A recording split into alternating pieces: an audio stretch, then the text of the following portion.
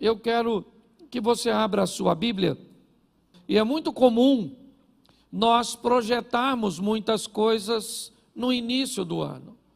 Nós estabelecemos alguns alvos, ou seja, aonde nós desejamos chegar.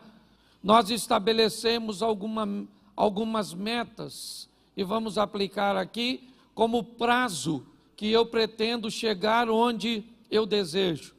Nós vamos montando uma estrutura, esperando que coisas promissoras, que nos levem à prosperidade, às realizações, a transformações, que elas venham acontecer na nossa vida. A primeira coisa que eu queria que você entendesse é que se você decide não agir, ou você abre mão ou diminui a intensidade dos seus sonhos, ou você aumenta a sua capacidade de habilidades. A escolha é sua. Ou você vai diminuir, né, o seu prognóstico, a sua perspectiva para 2021, ou você vai aumentar o seu afinco, a sua dedicação, aquilo que você planeja fazer para que os seus sonhos se tornem realidade.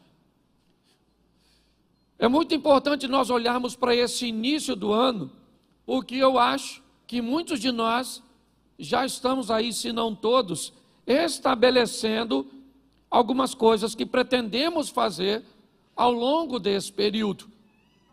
Nós aprendemos aqui no projeto Recomeçar, e este é o ano do recomeço, a possibilidade de você fazer novamente, porém agora de uma forma assertiva.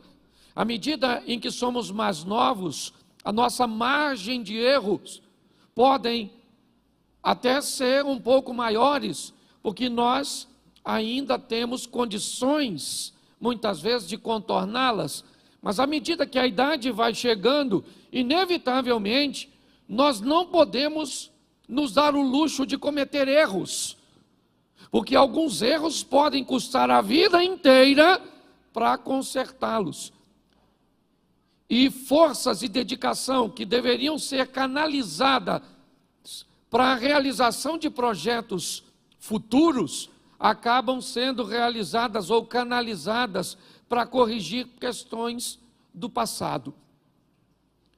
Quando nós olhamos para esses estilos de vida, porque alguns vivem assim, consertando erros do passado, gastando suas energias, formatando o seu posicionamento de vida em oferecer perdão, em receber perdão, em corrigir, em pagar dívidas, em viver situações que têm a ver com aquilo que fizeram lá atrás. Outros estão vivendo situações onde estão trabalhando para que coisas ou realizações aconteçam.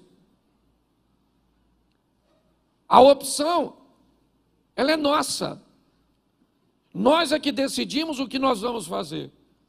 E hoje eu quero mostrar a vocês coisas bem simples, né? Algumas diretrizes do início, talvez algumas descobertas que possam nos despertar a reavaliarmos, a reposicionarmos nossa vida. Eu costumo dizer que existem 3 máximas na vida de um ser humano. A primeira e mais importante delas: onde eu vou passar a minha eternidade. Não tem nada mais importante que isso. A vida aqui é passageira, passa rápido. Hebreus 9, 27, ao homem está determinado morrer apenas uma vez, vindo depois da morte o juízo. Salmo 90, verso 10, certo? O homem vive 70 anos, se for robusto, ele vai até os 80, onde a maioria dos dias são canseira e enfado, porque tudo passa rapidamente. A Bíblia está nos dando uma direção: a sua vida é única, a sua vida é curta e a sua vida é rápida. Você não tem margem de erros. Nós precisamos ser cautelosos, seja prudente como as serpentes e simples como as pombas. Vigiai e orai, a vigilância precedendo um sistema de defesa, para que venhamos fugir do erro. Porque, como eu digo e disse, nós podemos gastar muito tempo para corrigi-lo. Quando olhamos para isso, o que eu quero mostrar a você hoje é que nos 4 capítulos da Bíblia, no início, nós vamos descobrir algumas coisas que eu gostaria de pontuar para você. Entendendo que a Bíblia tem duas preocupações. Uma e principal, com vida eterna. Por isso a primeira máxima é onde eu vou passar a minha vida eterna. Segunda máxima de um ser humano, o que eu vim fazer aqui na terra? Minha missão. Missão é algo que está altamente integrado com identidade. Quem não descobre o que veio fazer, tem dificuldade de saber quem é. Pessoas confusas no que diz respeito às suas identidades, inevitavelmente, elas têm problemas, certo? Com sua missão. Quanto mais rápido você descobrir o que você veio fazer, qual é a sua régua de medida, você para de usar a medida dos outros para estabelecer a sua. E terceira máxima, com quem eu vou viver aqui na terra? Seu casamento. Para mim são as três máximas que regem a vida de um ser humano. Onde eu passo minha eternidade, qual é a minha missão, que automaticamente vai revelar minha identidade, e com quem eu vou casar. Ok? Então, se você casar errado, e essa vai para os solteiros, porque se você casou já, hashtag chupa essa manga. Ok? Mas se você é solteiro, preste atenção nesse negócio. Certo? Quantos solteiros tem aqui? Levante a mão. Isso, Deus te conserve, te abençoe. E se você conseguir viver desse jeito, viva. Se cansar de ser feliz, vem sofrer com a gente. Ok? Então preste atenção. A Bíblia tem uma preocupação importantíssima. Vida. Jesus disse, eu vim para que tenham e a tenham em isso. Duas coisas Jesus veio nos oferecer de forma muito eficiente. Uma, vida eterna. Ele veio para vencer o poder da morte e do caos e fazer com que o nosso nome seja escrito no livro da vida. Ok? Segunda, ele veio para nos oferecer uma vida abundante aqui na terra, onde nossa margem de erro diminui para que possamos potencializar nossas ações em realizações futuras. Mas eu comecei a observar que os inimigos da humanidade, eles são antigos.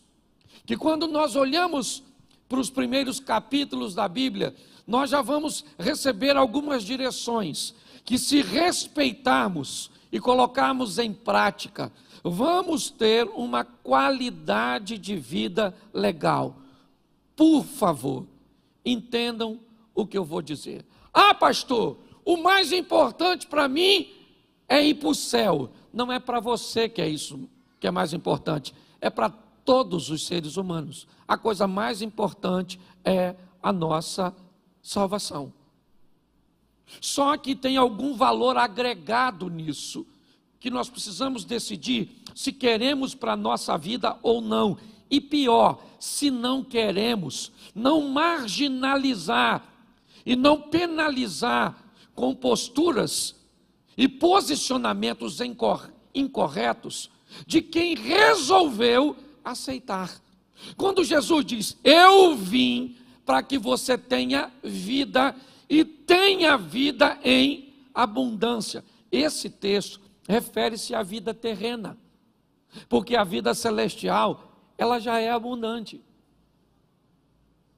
Se você se prender e dizer para mim ou para qualquer, pastor, meu negócio é ir para o céu, eu não estou preocupado com outra coisa, não tem problema nenhum, até porque você resolveu escolher uma parte extraordinária, buscar primeiro o reino e a sua justiça.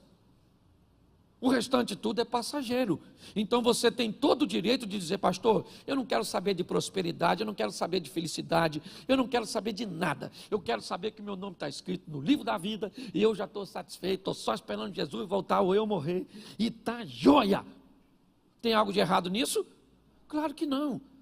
Só que a Bíblia também diz que Deus nos oferece aqui nessa terra vida abundante. Jesus disse isso a Pedro. Se você abrir mão, certo, por minha causa, você recebe 100 vezes mais aqui na terra. Então, como é que nós conseguimos alcançar esse estilo de vida de alta performance, de resultados extraordinários? em todas as áreas. E por favor, tira esse R cifrão da frente, porque parece que quando a gente fala isso, todo mundo já pensa logo em ficar rico. Nós estamos falando de prosperidade. Riqueza é ter muito de uma coisa só. Prosperidade é ter o suficiente de tudo. E é isso que nós estamos oferecendo. Então, se nós temos duas vidas, até porque a Bíblia diz em Apocalipse que aquele que vencer não sofrerá o dano da segunda morte. Ok? Então nós temos duas vidas, uma aqui nessa terra, que Deus preparou para nós, e com a sinalização de Canaã, uma terra que mana leite e mel, uma terra de prosperidade. Se nós olharmos para uma visão de pobreza e de miséria, qual é a ideia do céu? Rua de barro, umas casinhas simples, uns puxadinhos, um calor infernal. A promessa é que ruas serão a promessa são de mansões celestes. Então você não venha querer enfiar na minha cabeça uma visão pequena, você pode enfiar na sua e eu vou respeitar. Agora não tenta colocar na de todo mundo. Nós expomos a palavra e já já você vai entender o que eu estou querendo dizer. Mas no final das contas é você que escolhe. Então, se você quer ser próspero, não fale mal de quem não quer. E se você não quer ser próspero, não fale mal de quem está nadando de braçada. Ok? Porque hoje, às vezes, o que acontece é isso. Um vai para uma extremidade e fala mal do outro. É igual o tradicional falar mal do pentecostal. Já viu? Tem aquele pessoal que não acredita no Espírito Santo, não acredita nos dons, não acredita em cura, não acredita em anjo, não acredita em nada. Aí ele mete o sarrafo na turma que vê bola de fogo, caneta de fogo, que acredita nas línguas, nos dons e na cura. Em contrapartida, o outro diz que essa igreja que não acredita nada disso não é nem igreja, é sorveteria. O que é isso? Um ambiente que leva as pessoas a viver numa extremidade. E não é isso. Nosso propósito aqui é direcionar você. Então, se você olhar um pouquinho mais de cuidado, e depois você pode olhar em casa, Gênesis 1:1. Vamos começar do começo. No princípio, criou Deus os céus e a... Lê de novo. Agora fica melhor. Não, volta lá, que fica melhor a leitura. Vamos lá, gente. Feche seus olhos. Senhor nosso Deus e Pai, em nome de Jesus, nós queremos te agradecer por tua palavra, continua falando conosco. Usa-me, ó Pai, como um canal de bênção nesta hora, em nome de Jesus. Amém. Glória a Deus. Amém? Preste atenção, porque aqui nós já vamos ter, no capítulo 1, a direção de como o homem deverá viver. Nós somos criados, ou fomos criados, à imagem e de Deus. Vamos lá. O texto diz: no princípio criou Deus os céus e a terra era sem forma e vazia, e o Espírito de Deus pairava sobre a face das águas. E disse Deus: haja luz, e houve luz, e viu Deus que a luz era boa, e fez separação entre as luzes e trevas, e Deus vai começar, haja uma porção seca no meio das águas. Preste atenção, porque o que Deus está dando direção é o estilo de vida que Ele vai pedir que nós venhamos a viver. O que é a fé? A fé é o firme das coisas que não se, mas que se esperam. A Bíblia diz que o justo viverá pela fé. E se a fé é o firme fundamento das coisas que não se veem, mas que se esperam, Deus está criando o mundo utilizando uma coisa que vai pedir que nós tenhamos. O que é? O que é? Fé. E disse Deus: haja. A luz existia, mas passou a existir. Deus começa a chamar à existência as coisas que não existem como se elas já existissem. Quando nós olhamos o início do Gênesis, é ali que nós vamos entender que estilo de vida nós precisamos trilhar. Porque preste atenção, o justo vai fazer o quê? O justo vai fazer o quê? Viverá. Preste atenção. A fé para nós não é um momento. A fé para nós é um estilo de vida. O justo viverá pela fé. Ah, pastor, eu não sou justo porque eu sou pecador. Quando a Bíblia diz o justo viverá pela fé, ela está querendo dizer o justo é todo aquele que foi justificado por Jesus, não aquele que não tem erros. Cuidado com a aplicação literal de uma palavra que ela pode atrapalhar a sua vida. O que é um justo na Bíblia? Quando a colocação é: Jó era um homem justo, sim ou não? Sim ou não? Mas ele cometia erros, sim ou não? Sim, mas a Bíblia diz que ele era justo. Qual era a justiça desse homem? Acreditar que havia um Deus cujo qual ele servia.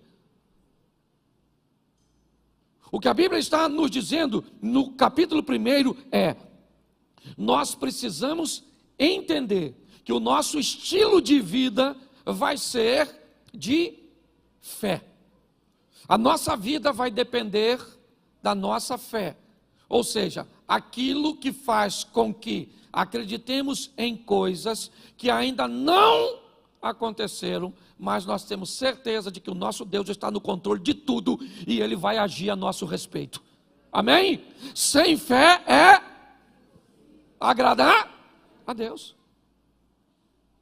O modelo de criação é baseado na fé. Eu não estou dizendo que Deus tinha fé, eu só estou dizendo que Ele está utilizando uma forma de criação para nos ensinar o que é fé. Chama as coisas como se elas já existissem. Jesus disse isso, quando foi resolver o problema de Lázaro: eu bem sei que tu sempre me ouves, mas eu estou fazendo dessa forma para oferecer exemplo para outras pessoas. Então o que a Bíblia está formatando no início aqui? Nós vamos viver uma vida de fé, onde mesmo que as coisas não estejam acontecendo como nós esperamos ou esperávamos, nós cremos que Deus está onde sempre esteve, no trono de sua glória, no controle de todas as coisas. Você está entendendo? Quem acredita nisso vive o sobrenatural, e quem não acredita fica esperneando para resolver muitas vezes problemas simples. O modelo que Deus nos pediu é de fé. Mas quando nós vamos olhar um pouquinho à frente, nós vamos aprender uma coisa muito interessante. Nós vamos aprender a apresentação do nosso adversário.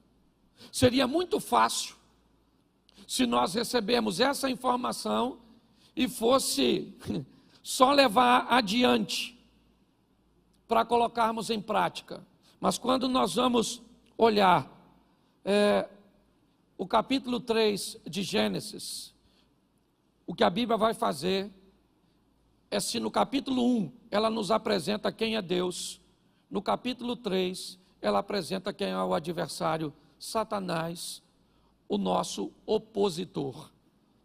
Eu vou dizer para você com muita propriedade: se você é daquele que acredita em Deus e não acredita no diabo, você vai ter sérios problemas.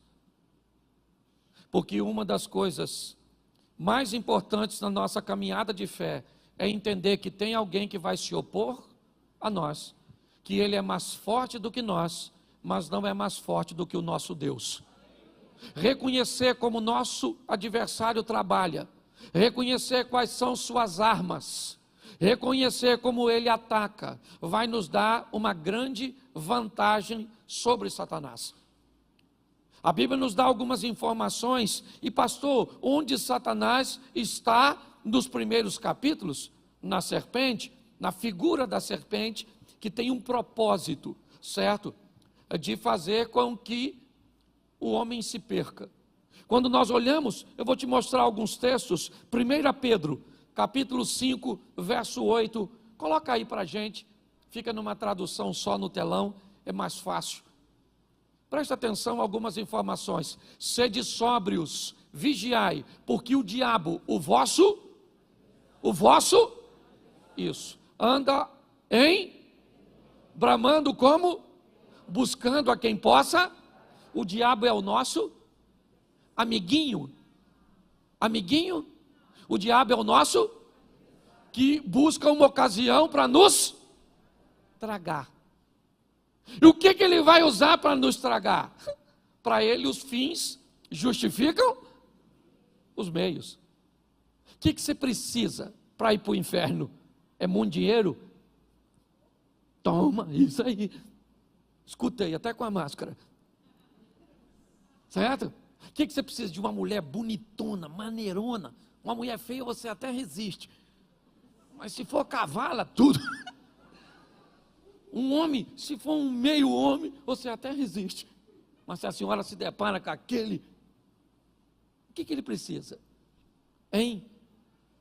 Botar na sua vida para te desvirtuar. A Bíblia diz que ele é seu isso aí, seu Aí eu acho mó barato que tem uns crentes que dizem assim, olha, eu tenho respeito pelo Satanás, eu vejo uma macumba, eu faço o sinal da cruz, e eu, está amarrado, em nome de Jesus. Tem uns crentes muito maneiros. O diabo, ele não tem que ter o seu respeito, nem a sua admiração, nem nada seu. Ele é seu ele quer matar você, seu casamento, seus negócios, sua família, seus filhos, mas em Cristo Jesus ele está debaixo dos nossos pés. Amém? Agora eu tenho que saber, a Bíblia diz, sede sóbrio. O que é sóbrio? Lembra do João Canabrava? Sóbrio, uma mente que não esteja dopada. Ou do João Canabrava, dopada pelo álcool. Pastor, eu nem bebo, louvado seja Deus. Mas às vezes a religiosidade é uma toxina que entorpeceu a sua mente. Às vezes a ignorância é uma toxina que entorpeceu a sua mente. Nós precisamos entender que a Bíblia diz, sede, até porque para você vigiar você tem que estar em alerta. Porque o diabo é o vosso adversário. É isso que a Bíblia está dizendo. Vamos lá? Atos dos Apóstolos 13:10. Apóstolo Paulo.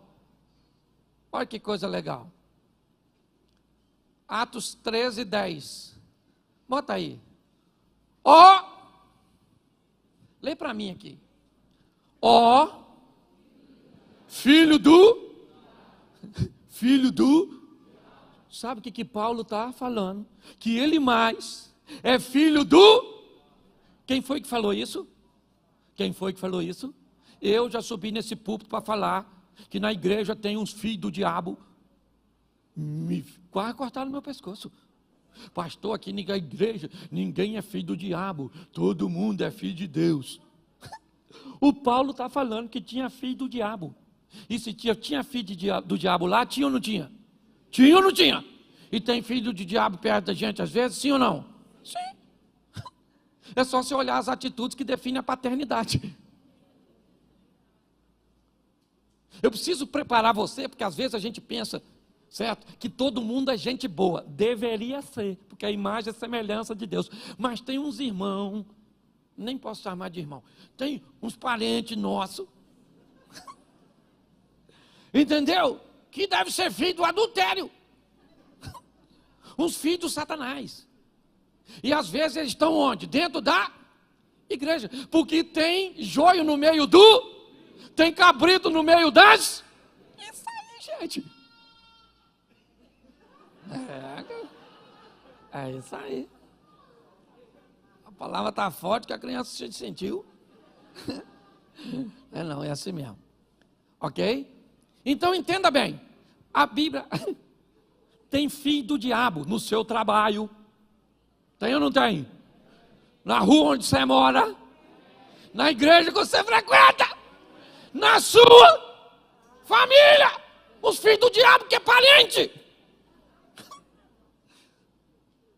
Ou seja, é só nós mudar o comportamento que vira filho do diabo também. Então, por favor, quando eu falo isso, e falo isso de uma forma mais veemente na igreja que eu pastoreio, para você que está assistindo, aqui é a igreja que eu sou pastor. Então eu falo, e aí na internet também tem. Filho do diabo. Achou que era só aqui onde eu estou pregando? Também tem. Porque tem em todo lugar. O diabo tem funcionário. Às vezes, não full time. Tempo integral. Mas às vezes freelance. Os motoboys do Satanás. Os Uber. Faz um serviço assim. Sabe? Nós precisamos entender, Ele é nosso o nosso Deus é o Todo-Poder, o Criador, amém? Isso, que nos ensina a vivermos pela fé, ter uma vida de fé, e não um momento, ok? Fé é o quê? Acreditar naquilo que ainda não é concreto, mas nós cremos que vai acontecer. Posso ouvir um amém da igreja? Isso. Dizem que não tem cura para a doença que você está enfrentando. Mas você acredita que tem, Deus vai liberar uma palavra e a cura vai acontecer. Está num ambiente onde todas as portas estão fechadas e a situação econômica do país não gera possibilidade de que você se reintegre no mercado de emprego e que as coisas... Isso é todas as informações que os olhos veem. Mas os céus é mais poderoso do que tudo isso. E abre porta onde portas não existem. Porque nós vivemos pela fé. E agora a Bíblia está dizendo, o diabo vosso adver tem filho. Entendeu? Tem filho. João 10:10. João capítulo 10, verso 10. O ladrão não vem senão roubar, a matar e a... Essa frase foi dita por Jesus, ok? O que ela está definindo é o perfil do nosso adversário. Primeiro, nós temos um. Ele não é amiguinho, não é irmãozinho, não é personagem aí das séries televisivas, Lúcifer, um diabinho maneiro. Ele não é o fantasminha, como é que é o nome dele? O Gasparzinho. O Satanás quer matar você, destruir você, e eu também. Mas nós não vamos dar mole, porque a Bíblia diz ser de sóbrio e vigie. Isso. Porque o diabo está porque o Senhor dará ordem aos seus, para que se acampe e o diabo vai ficar e Deus vai ficar Isso aí. O máximo que o diabo vai fazer é assim, ó.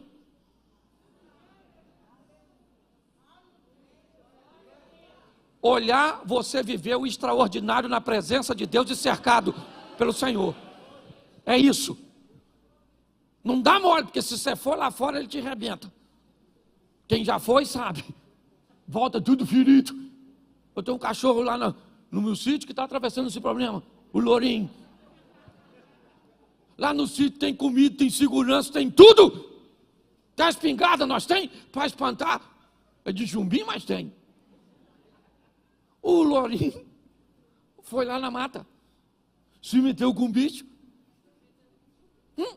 o bicho arrebentou. Hoje tive que mandar botar uns remédios nele aqui, que arde. Quase chorei enquanto eu estava tomando banho para vir para a igreja, de tanto que ele chorou. Mas no final eu fiquei com pena do Lourinho não, que eu pensei, Lourinho é um otário. Lá na mata tem filho do diabo. Arrebentou meu cachorro. Quem quiser ver, pode ir lá, não estou contando história não. Lourinho está lá, amuado. Eu não posso nem falar onde é que feriram ele. Que senão vai ficar mais feio ainda. Então a função do diabo é destruir a nossa vida. Roubar, matar e destruir. Mas ele está porque Deus está e se Deus é por nós, isso é bonitinho de falar. O negócio é agir para que isso entre em cena. Sabe o que o diabo disse para Deus quando Deus perguntou: tem de vista o meu servo Jó? O diabo: tenho, de longe, porque o Senhor não deixa eu mexer em nada dele. Olha o que o diabo está falando. Esse cara vive de um jeito onde seus anjos acampam ao redor dele, e eu não tenho como entrar. Nossa casa vai ser desse jeito esse ano, nossos negócios vão ser desse jeito esse ano, nossa igreja vai viver assim esse ano, amém? Isso. Agora, isso não se conquista com isso, isso só se conquista com isso. É de joelho que nós trazemos a presença de Deus para a nossa vida e para a nossa casa. Deus está apresentando o nosso adversário. Ele tem filho? E ele quer o quê? E destruir. Amém? Amém? Então, mas vamos aqui agora para algumas armas que nós temos que enfrentar ao longo da nossa caminhada cristã. Ela também está no 3º capítulo, porque no capítulo 1 e 2 nós vemos a criação.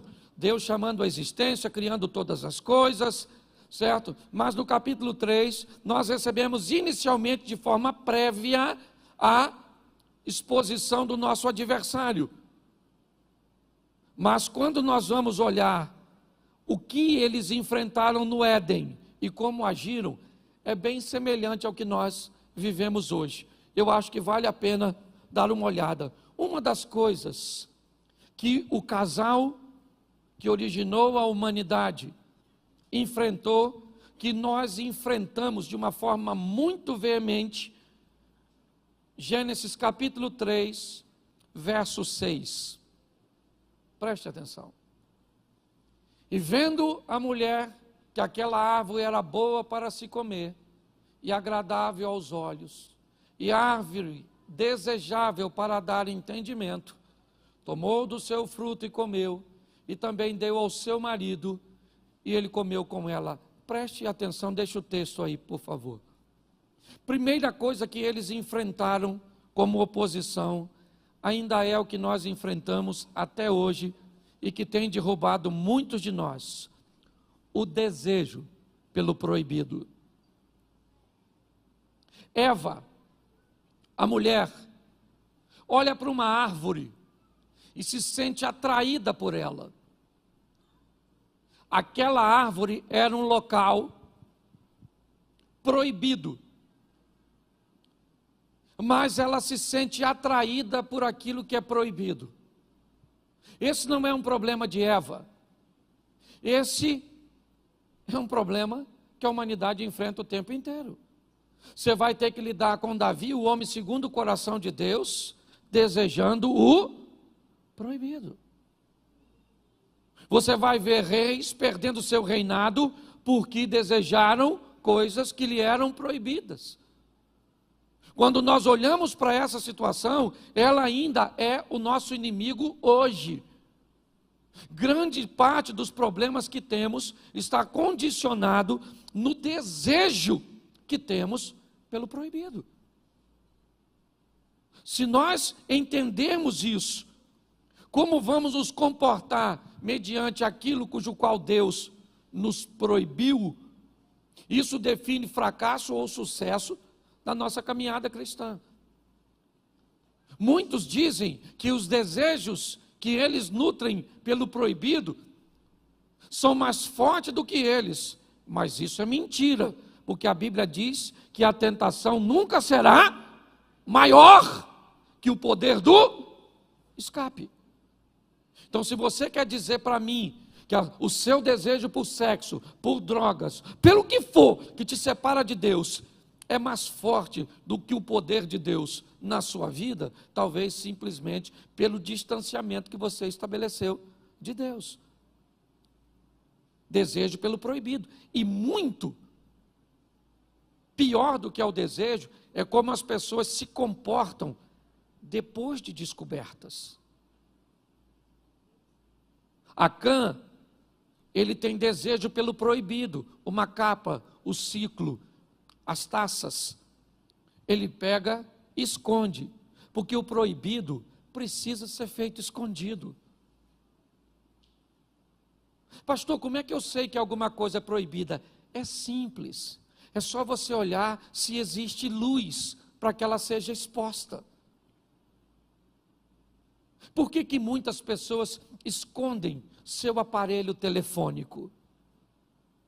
Por que pessoas que deveriam oferecer acesso a todos, a seus, né, uma parte de seus dados? Eu entendo que tem informações de negócios, business, certo? Muitas pessoas, mas grande parte enfrenta problema por quê? Por causa do proibido. E se alguém faz algo proibido, é como Eva.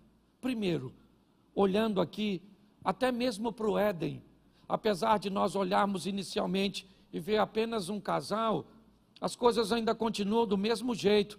Todas as vezes que fazemos algo, que queremos algo, fazer algo de errado, o número de pessoas que temos para desabafar ou abrir o nosso coração é muito pequeno. Porque nós temos medo. Quantas vezes Noé viu seu filho Cã pelado, nu? Mas bastou o filho ver o pai uma vez nu e foi lá fora e contou para os outros. Hoje, muitos de nós nos sentimos atraídos por situações proibidas. Que se tivéssemos alguém para desabafar, para orar por nós, ou para nos indicar muitas vezes um profissional, porque tem situação que ela é tão absurda, que precisa de um profissional para oferecer uma ferramenta que possa ajudar essa pessoa a sair dessa situação. Mas não, elas vivem em looping de remorso e a mesma postura, sabe?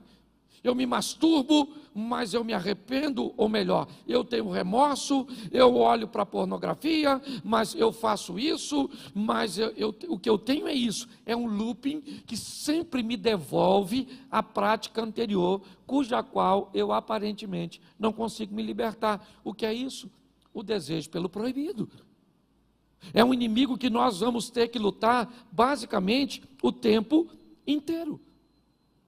Segundo inimigo que nós vamos enfrentar e que eles enfrentaram, coloca aí o verso 10, ainda do capítulo 6. E ele disse: ouvi a voz soar no jardim e temi, porque eu estava nu e escondi-me. Presta atenção, porque esse é um dos maiores adversários da humanidade, o medo.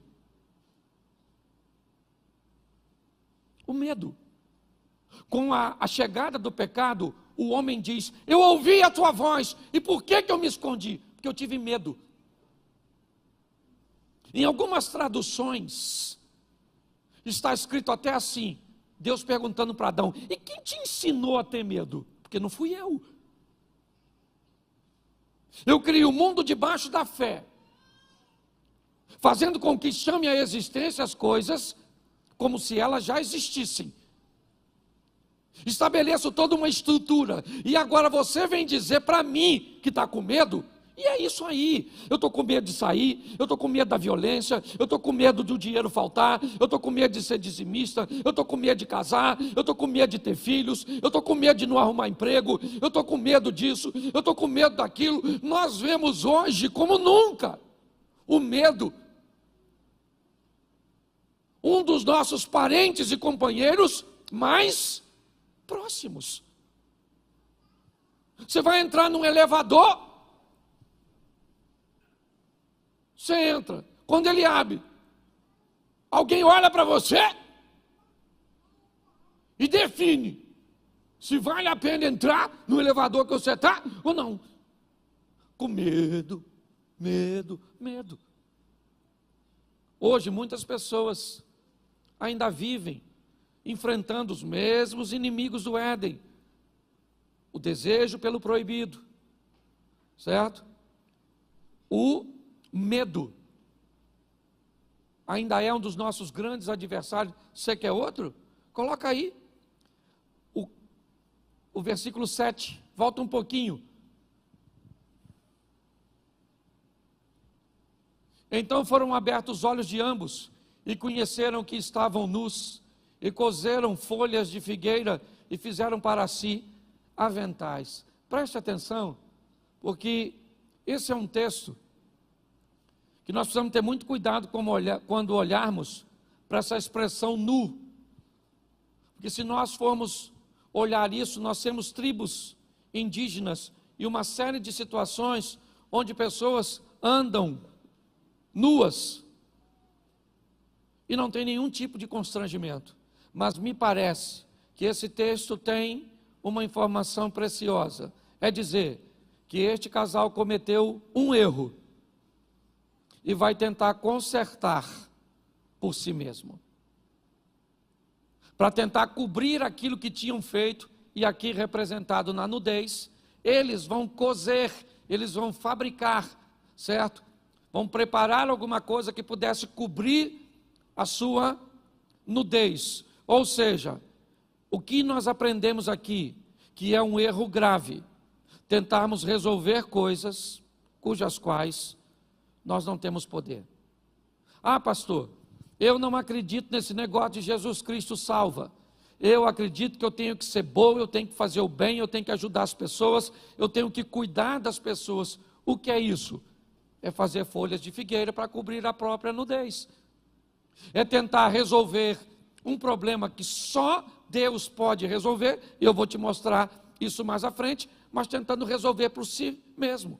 Tem coisas que você é capaz de resolver, tem perdão que você é capaz de liberar, tem mágoa que você é capaz de equacionar, mas tem coisas que só o Espírito de Deus tira do seu coração. Tem coisas que só Deus pode fazer por você, e muitos cometem o erro de achar que são capazes de resolver todas as questões. Não, aquilo que você pode resolver, não faça corpo mole, resolva. Tem coisas que vai mudar seu casamento e que não é Deus que vai fazer, é sua decisão. Tem coisas que não vão mudar sua situação financeira, não é Deus que vai mudar, é a sua maneira de administrar, é a sua maneira de lidar com os recursos que chegam até você. Precisamos entender que esse ainda é um dos grandes problemas. Pessoas que tentam resolver tudo do seu próprio jeito. Ah, é? Você magoou sua mulher e agora você acha que ajoelhar lá e pedir perdão vai consertar tudo? Tenta, irmão. É isso. É dessa forma. Ah, então você fumou 20 anos da sua vida e agora você está com enfisema pulmonar, com câncer no pulmão, e agora você vem para a igreja e você vai dizer: "Oh Senhor, o Senhor me cura". Ele tem poder para curar, sim ou não? Mas se ele não curar, quem foi que causou o problema? Você mesmo. Nós temos que ter maturidade para entender erros que não precisamos cometer. Quando nós olhamos, é essa questão que muitas pessoas enfrentam. Ainda o desejo pelo proibido, o medo, certo? E ainda tem algo mais interessante para observarmos. Verso 12. Então, o que Adão vai dizer isso para quem, você sabe? Para quem? Para quem Adão vai dizer isso? Lê o texto primeiro. Para quem Adão vai falar? Olha como é que Adão é maneiro, o nosso ancestral. Olha que cara extraordinário. Lê para mim.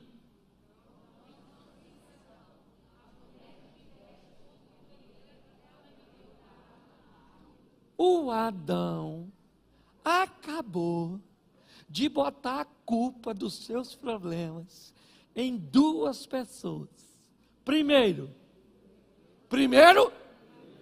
em Deus. E segundo, na dona Eva. O que é isso, pastor? Isso é um adversário que nós enfrentamos há muito tempo. Omissão de responsabilidade. Por que você não tem dinheiro?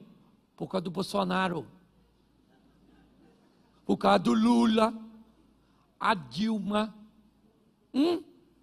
Por quê? Por que você não casou? Porque está todo mundo virando gay. Por que pensa aí. A culpa, por que você divorciou? Porque a culpa era da sua mulher.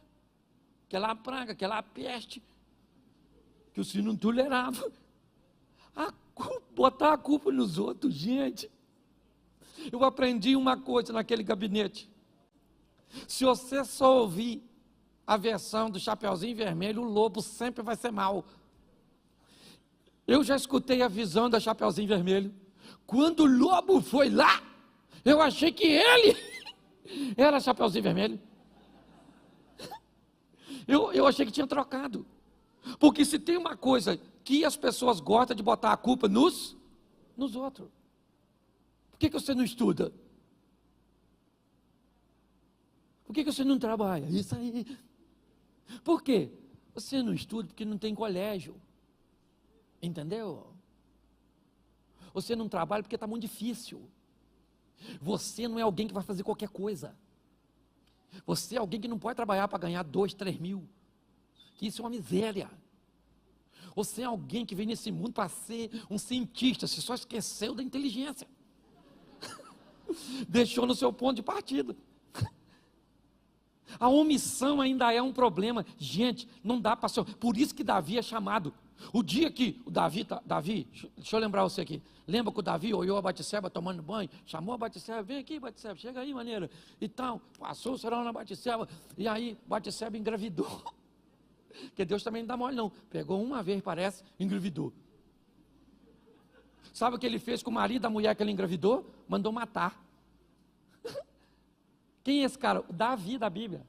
O do gigantinho. Acabei de acabar com a reputação dele para você.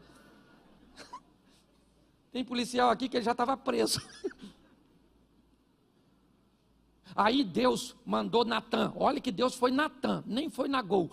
Deus foi lá Natan e falou: Natan, dá um pulinho lá na casa do Davi, que eu tenho umas paradas para resolver, uma resenha para resolver com ele. Você vai lá e vai falar com ele que ele adulterou e matou o cara. Davi foi, Natan falou: o cara vai me matar. Deus falou: não, conta uma historinha para ele. Aí o Natan chegou lá, contou uma historinha, né? E eu acho o maior barato, porque o Natan falou assim: olha Davi, deixa eu falar uma coisa com você, aqui no seu reino tem um homem que tem uma ovelhinha e o outro tem 100. Aí vem um viajante para comer na casa desse homem que tem 100 ovelhas. Davi, sabe o que ele fez? Pegou a ovelha do vizinho que tinha uma só e comeu.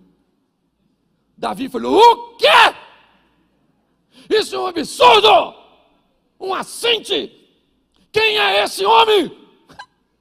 Natan falou: tem espelho aí, irmão? Esse homem é? Aí Davi falou: ai, pequei. Ah, Frozinho, presta atenção. Quando ele descobriu que estava errado, a primeira coisa que ele fez foi o quê? Salmo 51, ainda que os meus pecados, certo? O Senhor pode me dar um coração novo, uma vida nova. O cara se arrepende. Como é que nós vamos mudar de vida se o culpado não somos nós, é sempre os outros? É o seu pai, que quer acordar você cedo. E cedo você não funciona, porque você só pega depois de meio-dia. Devia ser filho de príncipe em outra vida, se ela existisse. Ana, te garanto que você deve ter vivido mendigo em outra época. Responsabilidade. Quem é o maior responsável? Aliás, deixa eu falar uma coisa para nós que somos pentecostal. Quem é o maior profeta da nossa vida? Quem é o maior profeta da nossa vida? Fala assim: eu. Isso. Eu sou o maior profeta. Sou eu que mando mensagens para o futuro a respeito de mim mesmo. Com o quê? Com as decisões que eu tomo, com meus posicionamentos, com minha vida com Deus. O futuro está aguardando você fazer por Ele o que você nunca fez, para Ele te dar o que nunca te deu. Está na hora, gente, nós vivemos o incrível, o extraordinário, o sensacional. Alguém parar para olhar para tu e diz: menino, tu deu sorte. Sorte é o esforço que o preguiçoso não quer fazer para alcançar o que deseja. E aí é só você ser bem sucedido. Nossa, Deus tem uma panela, é 5 colheres, é 5. Deus não gosta de mim não. Não, quem não gosta de você provavelmente é você mesmo. Aí o outro esse dia falou comigo assim: pastor, eu não concordo, porque olha só, tem gente que já nasce hoje, o pai dele pode dar um carro para ele, e outros levam a vida inteira para conseguir comprar um carro. É verdade ou não? É ou não é? Mas aí eu pergunto a você: o que o avô desse camarada fez, que hoje pode dar um carro para o filho? Talvez o que o seu avô não fez. Então, se você quer falar mal de Deus, se você quer falar mal de alguém, não fale dos outros nem de Deus, fale dos seus parentes. Meu avô era uma praga que não quis trabalhar. E hoje eu estou só... Mas quer botar a culpa em Deus. Nós precisamos levar a nossa vida, né, para um outro nível. E aqui, um outro problema que nós temos que enfrentar, gravíssimo. O problema ainda está no capítulo 4 só de Gênesis. Olha só, se não bastasse, deixa eu recapitular aqui para você não esquecer. O desejo, me ajude aí, o desejo, a tentativa de resolver sem Deus. O medo, a omissão, ainda tem um negócio que nós temos com uma facilidade tão grande. O que é? Inveja. Você tem?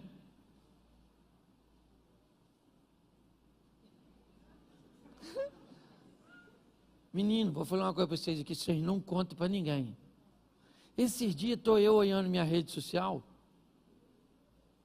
quando de repente passei assim no Instagram, numa pessoa, menino, mas ela tinha tanto comentário numa foto, aí eu botei numa minha.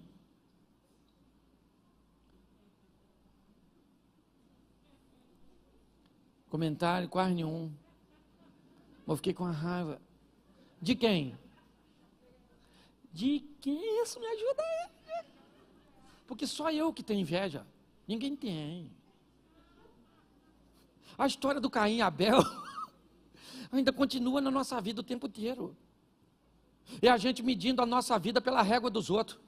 Pare de ficar olhando o que está acontecendo na vida dos outros e trabalhe para as coisas acontecerem na sua vida. Eu estou falando para você, estava eu lá olhando. E esse movimento, até criança de 1 ano já está fazendo. Você entende? Inveja. Inveja. Lembra? Eu já contei isso aqui, já estou terminando já. Eu fui viajar, eu não gosto de falar cidade porque é complicado. Né? Esse dia o Elvis veio aqui e falou que uma praia parecia um valão, que eu falei, quando ele aparecer lá, o nego vai matar ele. Eu fui numa cidade pregada do interior do Nordeste e teve um apagão na cidade. Não é, foi esse que teve agora no Amapá, Macapá, alguma coisa assim. Anteriormente, já tem um tempinho. E teve um apagão, e era no Nordeste. O Danilo Gentili fez uma brincadeira, dizendo lá no Nordeste já não tinha água. O pessoal queria matar ele lá quando eu fui. Perguntou até se eu conhecia. Eu falei, não ando com esse tipo de gente que fala essas coisas.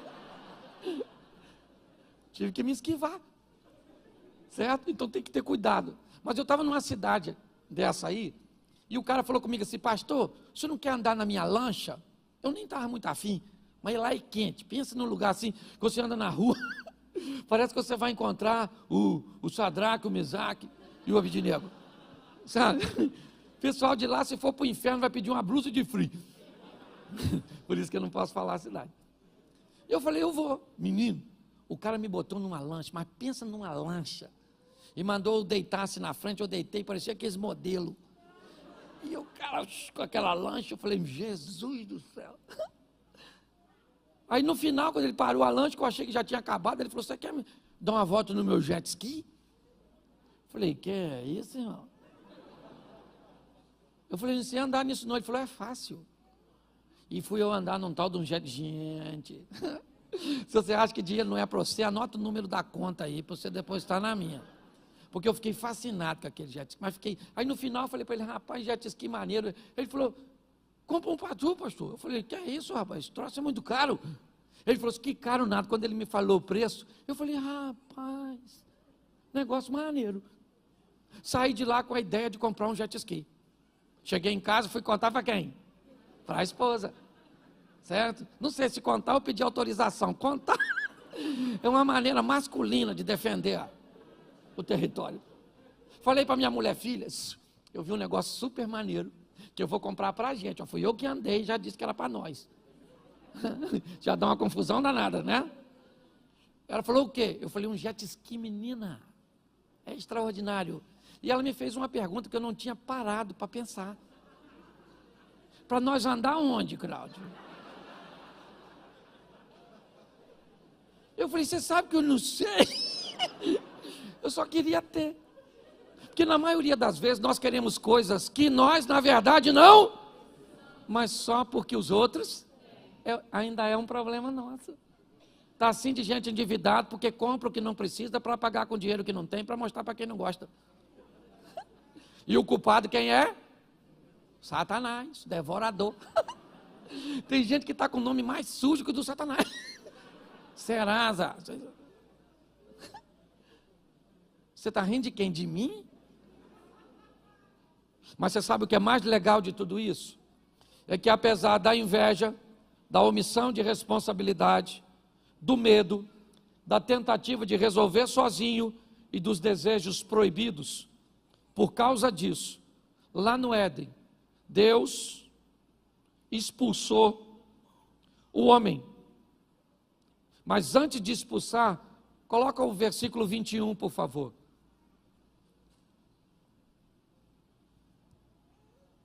E fez o Senhor Deus a Adão e a sua mulher, fez o quê? E essa túnica era de quê? Era de quê? Isso. Para que Deus fizesse isso, ou para que isso acontecesse, o que teve que acontecer? Um sacrifício. Para que as coisas fossem corrigidas, Deus vai tirar o homem do Éden, sim ou não? Mas vai dar uma proteção para ele. Aquilo que ele tentou fazer com as folhas, Deus vai fazer com a morte de alguém. Na verdade, na tipologia, quando nós estudamos isso, aqui nós temos um tipo de Cristo. Alguém morrendo para oferecer uma cobertura, né? Ou alguém inocente morrendo para que alguém fosse perdoado. Por quê? Por causa do verso 23. Olha o que diz o texto agora. Depois de fazer as túnicas, o Senhor Deus, pois, o lançou fora para lavrar a terra de que fora. Preste atenção, o homem precisava ser expulso, porque Deus é justo. Justo. E Deus expulsa o homem, põe o 24. E havendo lançado fora o homem, pôs querubins ao oriente do jardim do Éden e uma espada inflamada que andava ao redor para guardar o caminho da árvore da... Preste atenção, o homem foi expulso, porém vestido. Ou seja, com sangue sendo derramado para que ele pudesse ser coberto numa postura do Velho Testamento, para que ele não tivesse mais acesso à árvore da vida. Só que se Deus é justo, o pecado entrou por quem? Quem deu margem ao pecado? Adão. Sim ou não? Sim, eu tenho uma palavra que eu falo que para mim foi um erro de comunicação. Quando Eva está conversando com o Satanás, é fácil descobrir que ela não entende do que está falando. As informações que Adão deu a Eva, no que diz respeito a que ele recebeu, não eram fidedignas. É fácil notar que Eva não sabe o que ela está conversando, ou o que ela está defendendo, o que ela está afirmando para Satanás. Por isso, ela acaba perdendo a batalha. Quando nós olhamos para esse momento, o que nós vemos? Por um homem, ou seja, por Adão, o pecado entra no mundo. E Romanos 5,19, se a justiça vai acontecer, ela tem que ser desse jeito. Romanos 5,19, porque como pela desobediência de um só homem, muitos foram feitos pecadores, assim pela obediência de muitos serão. Por isso, Jesus não pôde usar nenhum de seus poderes para coibir o pecado. e a pressão que a desobediência exercia sobre ele na carne. Porque se o pecado entra por um homem, e Deus é justo, esse homem que veio tirar tem que ter a mesma capacidade mental, o mesmo poder que esse que permitiu a entrada, senão não há justiça. Só que Apocalipse diz uma coisa e eu termino aqui, Apocalipse 2:7, por causa deste homem, certo, da obediência deste homem, nós podemos fazer parte ou trazer esse texto para a nossa vida. Quem tem ouvidos, ouça o que o Espírito diz às igrejas. Ao que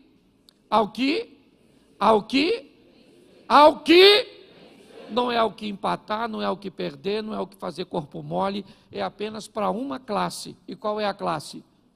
O dos vencer. Ao que vencer, vai comer no meio a árvore que hoje está guardada por uma espada inflamada. Por causa de Adão, perdemos o direito, mas em Cristo recebemos novamente a oportunidade. Eu queria que você saísse daqui hoje com essa palavra no seu coração, porque eu sei que a Bíblia me diz que quando eu prego, pessoas que me ouvem recebem como um solo à beira do caminho, outros recebem como um solo com pedras, outros recebem com um solo de espinhos e outros recebem em terra boa. Se eu usar isso por proporção, o que a Bíblia está dizendo na parábola do semeador é que quando eu lanço uma semente, apenas 25% dela será proveitosa inicialmente. Pessoas espinhosas ou com espinhos terão que ter, ao longo da caminhada, os cuidados da igreja, o nosso cuidado, para que elas possam, esses espinhos sejam removidos, as pedras, ou esse solo compacto, onde acaba o culto, você vai embora e as suas preocupações tiraram sua atenção, o seu celular tirou sua atenção, o amigo que está do seu lado tirou a sua atenção. Nós lidamos com tudo isso. Por quê? Porque o diabo é o nosso adversário. Por quê? Porque o diabo tem filhos. Por quê? Porque ele veio roubar, matar e destruir. Mas nós recebemos de Cristo e em Cristo o poder para vencer. Só que ele é opcional. A mensagem é para todos, mas não é para todo mundo. A vitória é para todos, mas não é para todo mundo. Porque todos ouvem, mas nem todo mundo recebe e toma o posicionamento. Que esse seja um ano de recomeço para você e para a sua história em todos os segmentos.